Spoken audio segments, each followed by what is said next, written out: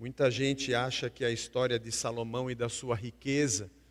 Aliás, dei essa aula essa semana no Caminho das Letras, capítulo 10 de 1 Reis.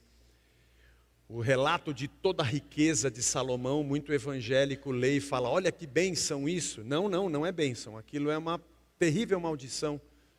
Porque em Deuteronômio a lei diz que o rei não poderia juntar cavalos, que o rei não deveria juntar ouro e prata, que o rei não deveria comprar carros e cavalos no Egito, que o rei não deveria ter um monte de mulheres, e foi exatamente o que Salomão fez. E depois de Salomão o reino se divide em Judá e Israel.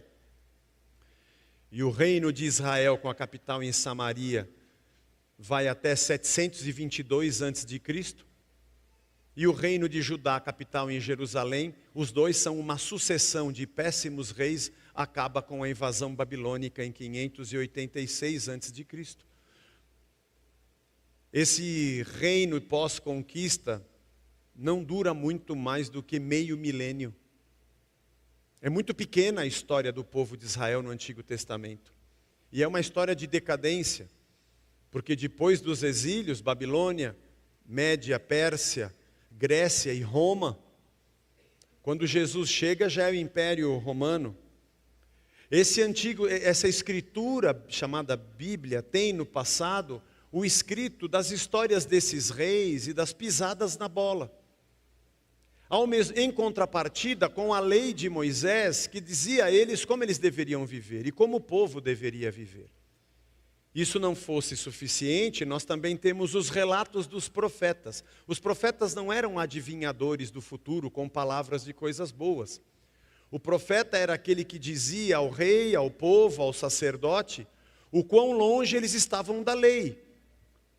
O profeta era aquele que anunciava que o futuro ruim viria, ou a bênção viria de acordo com a obediência. Não era um adivinhador de futuro. O profeta era aquele que trazia o sinal falado do juízo de Deus, caso o povo não se arrependesse. Aliás, se você já leu todos os profetas do Antigo Testamento, você sabe do que eu estou dizendo. As palavras de Deus contra a Síria, a Babilônia, mas as palavras de Deus também contra o próprio povo de Deus. O juízo de Deus contra o seu povo.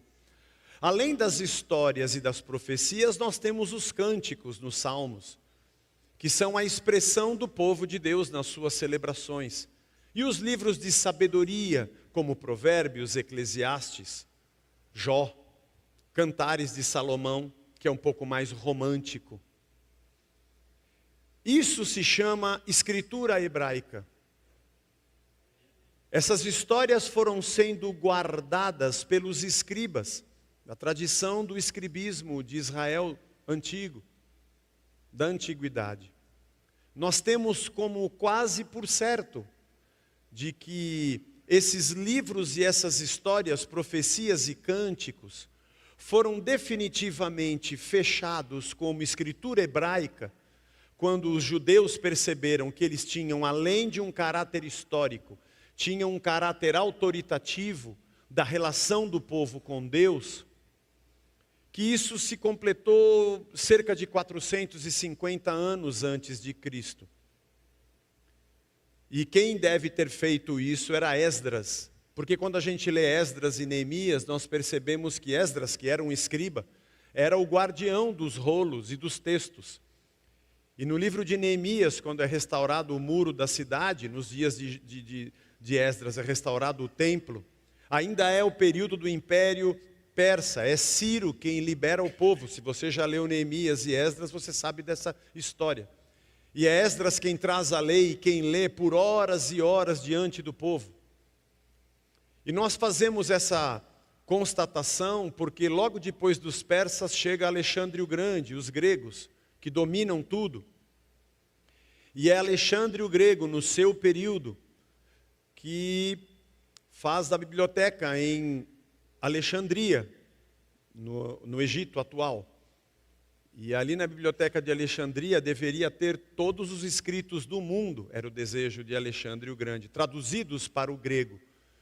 E é nessa época que 72 tradutores traduzem do hebraico para o grego, a chamada Septuaginta ou Septuaginta, se você já teve algum tipo de contato com estudos sobre a Escritura. Então, se Alexandre, no seu período grego, que está aí 400, 300 anos antes de Cristo, já tinha a escritura hebraica para traduzi-la para o grego, provavelmente foi mesmo nos dias de Esdras que isso aconteceu.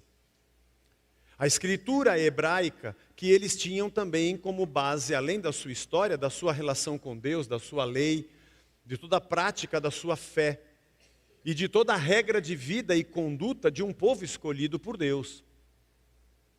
Quando Jesus aparece, essa era a Bíblia que eles liam. A Bíblia que Jesus lia era o que nós hoje chamamos de Antigo Testamento. Os judeus não chamavam de Antigo Testamento, Antiga Aliança. Ninguém chamava assim, era a Escritura. Todas as vezes que você lê nos Evangelhos, nas Epístolas de Paulo, em Atos dos Apóstolos, no Novo Testamento, quando você vê alguma coisa ou alguma palavra dita Escritura, não tinha Novo Testamento. Eles eram o Novo Testamento sendo escrito. Toda referência que eles tinham era o Antigo Testamento que chamava Escritura. Para eles era a Escritura. Jesus cita inúmeras vezes. São centenas e centenas de citações que nós temos nos Evangelhos e nas Epístolas. Por exemplo, no livro de Romanos, quando Paulo escreve a carta aos Romanos, é uma infinidade de textos que Paulo faz as relações com a Escritura. Porque um fenômeno estava acontecendo naqueles dias. Os apóstolos que andaram com Cristo, e mesmo Paulo, que não andou com Cristo diretamente, ou fisicamente, começaram a perceber que tudo o que eles aprenderam daquela escritura hebraica, falava sobre Cristo, falava sobre Jesus. Aquele conteúdo, aquelas narrativas históricas, mesmo aquelas leis que falavam da relação do homem com Deus, e todos os princípios fundamentais de vida, apontavam para Ele. E isso começou a ser uma constante de interpretação dos apóstolos.